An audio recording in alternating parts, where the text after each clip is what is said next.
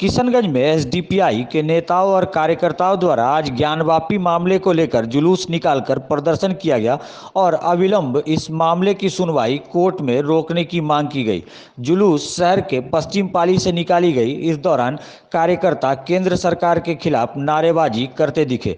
जुलूस में शामिल एक व्यक्ति ने कहा कि मोदी सरकार महंगाई से ध्यान हटाने के लिए मंदिर मस्जिद की सियासत कर रही है, जो मुल्क के लिए सही नहीं है। उन्होंने कहा कि खुलेआम 1991 में बने कानून का उल्लंघन हो रहा है, जिसे हम बर्दाश्त नहीं करेंगे। साथ ही सरकार से इस पूरे मामले की सुनवाई पर रोक लगाने की मांग की गई।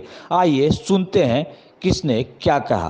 ये है कि अभी जो ज्ञानवापी मस्जिद में एक सियासत चल रही है, गंदी राजनीति चल रही है, उसी मामले को लेकर के अभी हम लोग प्रोटेस्ट कर रहे हैं कि जबकि सुप्रीम कोर्ट का ऐलान था, 1991 में एक एक्ट बना था, उस एक्ट में ये कहा गया था कि भाई सन 1947 से पहले जो भी मंदिर मस्जिद जिस हाल में है उसके अंदर कभी छेड़खानी नहीं की जाएगी और कभी छेड़छाड़ नहीं किया जाएगा।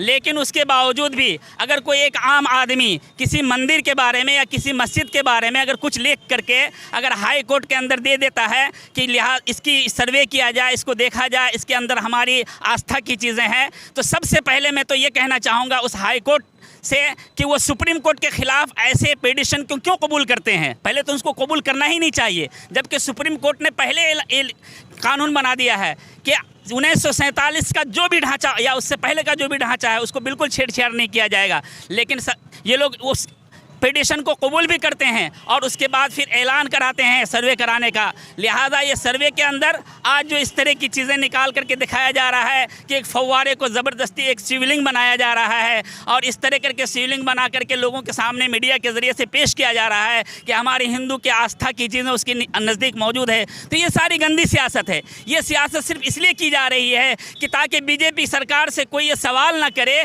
कि भाई महंगाई इतनी क्यों हो गई है, हर चीज़ महंगी क्यों हो गई है, गैस सिलेंडर, पेट्रोल, खाने पीने की चीज़, ये सारी चीज़ें महंगाई पे कोई सवाल न करे, बेरोज़गारी पे कोई सवाल न करे, दूसरी चीज़ों की तरफ कोई किसी का जहन न बटे। इसलिए इन चीज़ों को सियासत में ला करके सियासत किया जा रहा है। कभी पर्दे के बारे में किया जा रहा है तो कभी किस चीज़ के बारे में किया जा रहा है। सिर्फ और सिर्फ मकसद ये है कि लोगों का ध्यान को बटाया जाए, लोग बेरोज़गारी पे बात न करें, लोग महंगाई पे बात न करें, लोग हमारे जो काले करतूत हैं, जो काले चिट्ठे हैं हुकूमत के, और इन काले चिट्ठों को लोग खोले नहीं, इस पर लोग न जाए, इसलिए इस तरह की गंदी सियासत की जा रही है। आज ज्ञानवापी को लिया जा रहा है, इससे पहले 26 साल तक बाबरी मस्जिद को लिया गया, उसको आस्था के बिना पर एक गलत फैसला दे करके उनको दे दिया गया। अब ज्ञानवापी की बारी है। इस तरह उन लोगों ने बहुत सारे मसाजिद का इस तरह लिस्ट बना के रखा है एक एक करके, तो भले जिसकी लाठी उसकी भैंस वाली बात हो रही है।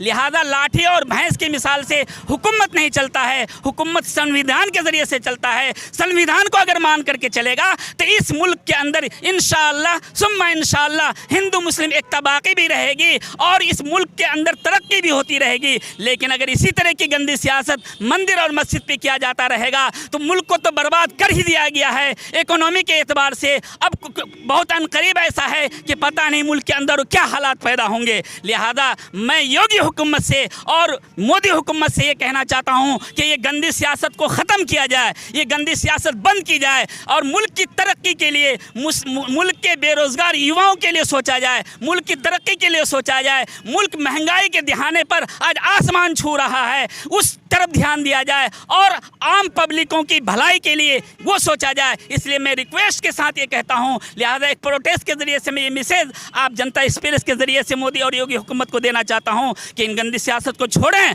और मुल्क की तरक्की के लिए बात करें। मंदिर मस्जिद की गंदी सियासत को छोड़ें, मुल्क की तरक्की के लिए बात करें, बेरोज़गार युवाओं की रोज़गारी के लिए बात करें और मुल्क का जो ढांचा पूरा चरमरा गया है उसको सुधारने की कोशिश करें। मेरा नाम महफूज आलम है।